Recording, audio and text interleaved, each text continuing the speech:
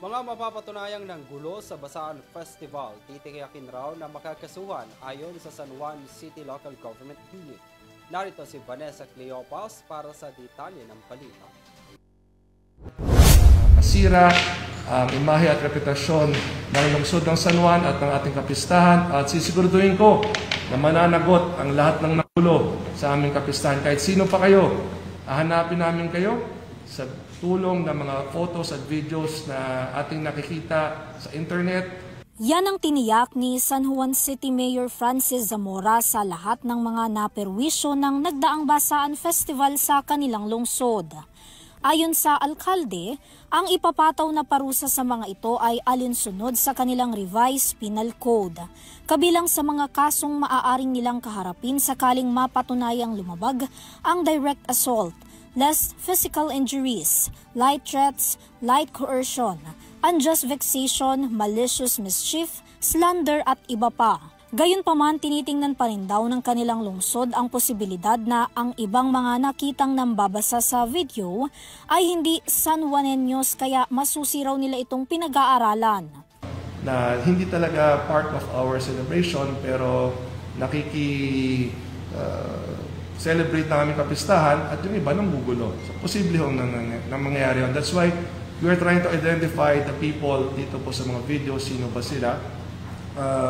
Nandito po. Samantala, patuloy naman ang panghihikayat ng alkalde sa mga naging biktima na pumunta sa kanilang opisina upang personal na maghain ng reklamo. Na biktima ng mga ilang mamamayan natin na ng gulo noong panahon ng kapistahan ng San Juan at kapistahan ng San Juan Bautista, iniimbitahan ko po kayong pumunta sa aking opisina. Tutulungan namin kayo sa pamamagitan ng aming City Legal Officer upang makapag-file kayo ng kaso dito po sa aming San Juan Prosecutor's Office. At sisiguraduhin natin na hanggat umabot po yan sa ating mga korte ay kayo ay makapagkamit ng hustisya sapagkat hindi po dapat yan nangyari sa kapistahan ng San Juan. Kaugnay niyan, personal na nagtungo sa San Juan ang isang rider na isa rin sa mga naging biktima ng nagdaang Wata Wata Festival Celebration. Ang isinumite nitong reklamo ay kasalukuyan na ngayon nasa PNP San Juan kasama ang Office of the City Prosecutors. Ang hakbang daw na ito ay upang mapangalagaan ng publiko dahil ang mga ganitong pangyayari daw ay hindi nila kinukonsente o pinagsasawalang bahala.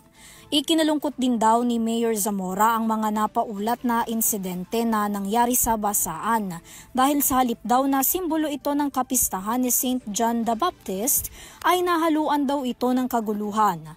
Sa kabila niyan, sisiguraduhin daw nilang hindi na mauulit pa ang mga katulad na pangyayari sa kanilang lungsod na sumisira anya sa reputasyon at imahe ng San Juan gayon din ng kanilang kapistahan. Humingi naman si Mayor Zamora ng paumanhin sa lahat ng mga naapektuhang mamamayan. Para sa UrTV News, Vanessa Cleopas, sumasaludo sa bawat Pilipino.